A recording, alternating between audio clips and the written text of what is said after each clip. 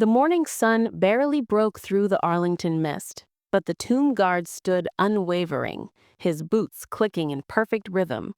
21 steps, pause, turn, repeat. A crowd watched hushed as his rifle gleamed against the sacred marble of the tomb of the unknown soldier.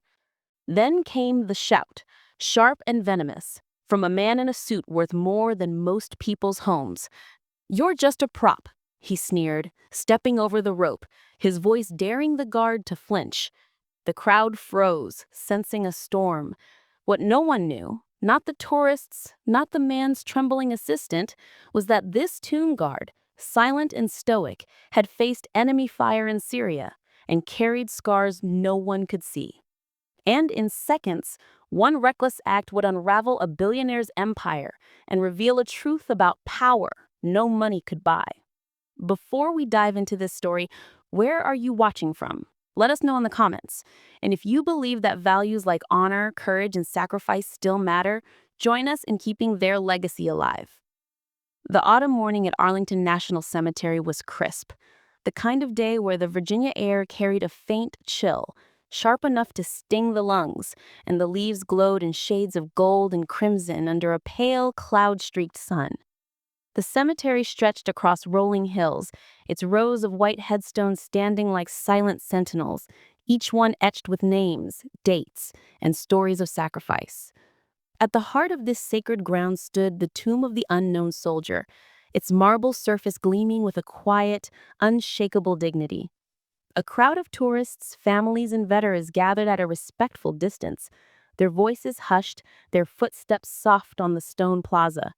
Some clutched guidebooks, others held cameras, but all felt the weight of the place, a place where history wasn't just remembered, but lived. Ryan Mitchell, a sentinel of the tomb, moved with a precision that bordered on the mechanical, yet carried a profound grace. 21 steps a pause, a sharp turn, the click of his polished boots echoing in the stillness, the rifle shifting from one shoulder to the other with textbook accuracy. His navy blue uniform was immaculate, every crease sharp, every button gleaming. The tomb guard badge on his chest caught the morning light, a small but proud symbol of his duty. At 28, Ryan was tall, 6'1", with brown hair cropped close to his scalp and green eyes that stayed fixed on an unseen point in the distance. His face was unreadable, a mask of discipline forged through years of training and a tour in Syria where he'd earned a Silver Star for pulling his squad through a brutal ambush. His scars, both visible and hidden, were carried with the same quiet resolve as his rifle. The crowd watched in reverent silence. A young boy no older than 8 tugged at his father's sleeve, his voice a loud whisper.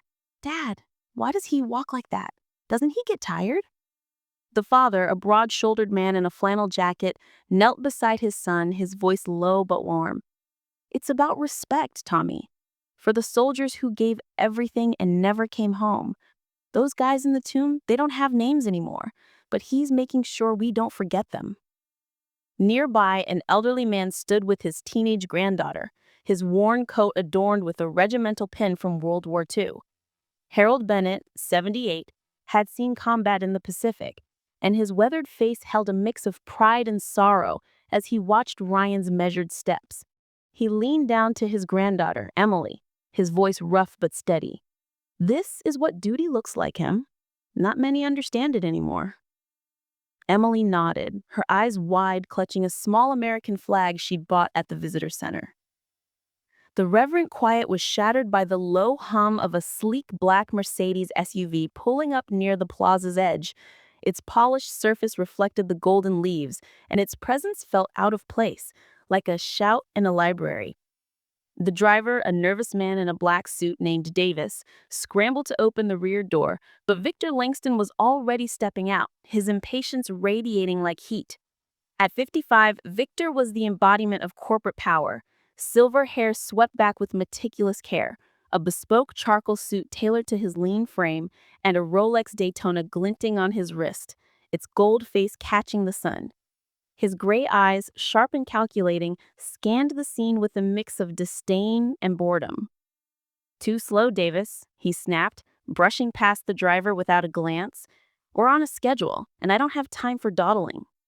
His executive assistant, Margaret Hayes, a sharp woman in her mid-30s, hurried to keep pace, her navy blazer pristine and her iPad clutched tightly. She tapped at the screen, her voice professional, but edged with caution. Sir, the Tech Summit meeting venue is at 2 in DC. We could have handled this remotely. Save some time. Victor waved her off, his tone sharp. I don't trust photos or virtual tours. If Langston Innovations is going to host the biggest AI summit this city's ever seen, I need to see the space myself. He gestured dismissively at the cemetery, though why anyone would pick this dusty old graveyard over a modern conference center is beyond me. Victor's voice carried, slicing through the hushed reverence.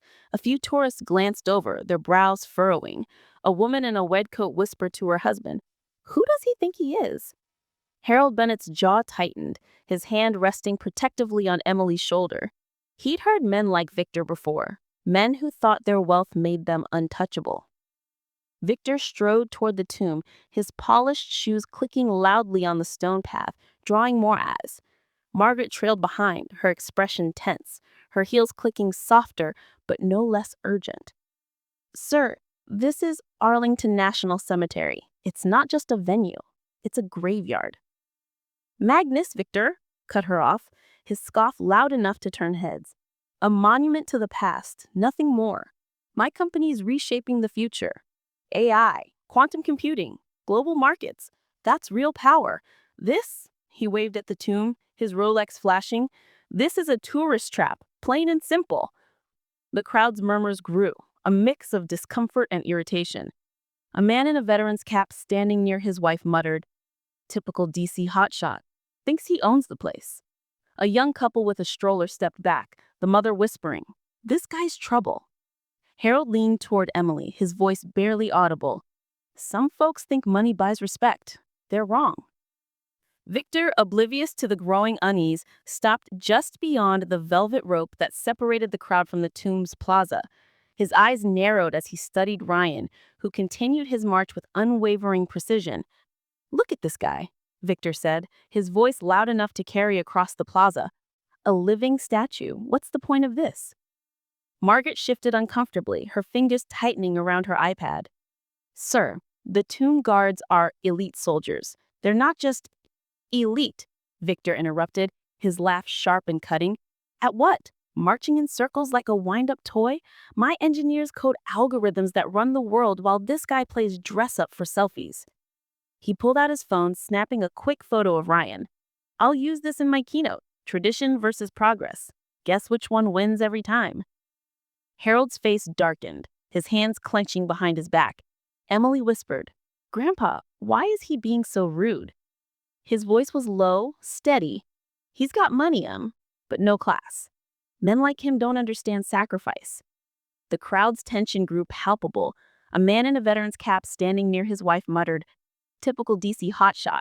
Thinks he owns the place. A young couple with a stroller stepped back, the mother whispering, this guy's trouble. Harold leaned closer, his old military instincts kicking in, his weathered hands clasped tightly behind his back. Emily stayed close, her small flag trembling in her grip. Victor, emboldened by the lack of response, raised his voice further. You know who I am, Victor Langston, CEO of Langston Innovations. My company's market cap is bigger than half the countries in NATO. I've dined with presidents, closed deals that keep this economy running. And you're a prop in a history lesson, nothing more. He paused, waiting for a reaction that didn't come. Ryan's silence was a wall, unyielding, his steps continuing. 21, pause, turn, shift. Victor's smile tightened, a flush creeping into his cheeks. He wasn't used to being ignored. In his world, people jumped when he spoke, bowed to his wealth, feared his